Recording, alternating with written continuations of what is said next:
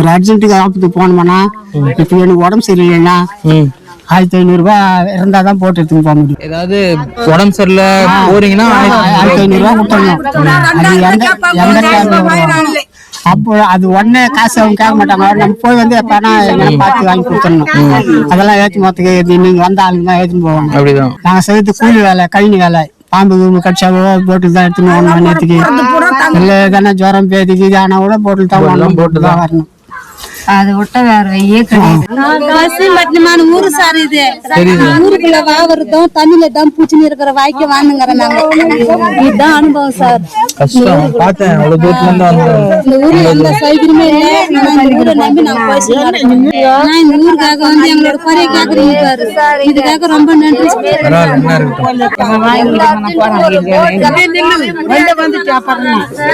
பேசுறாங்களே ஒண்ணுமே கிடையாது. சும்மா தான் உட்காந்து கேள்வி கட்ட கூட பார்த்து கூப்பிடுவாங்க வேலைக்கு கூட. நாங்களெல்லாம் கிடையாது. நாங்கெல்லாம் வீட்டு தங்க தான் சொல்லுவோம். எவ்வளவு தூரம் அவளுக்கு தான் வரும். எவ்வளவு அழிஞ்சாலும்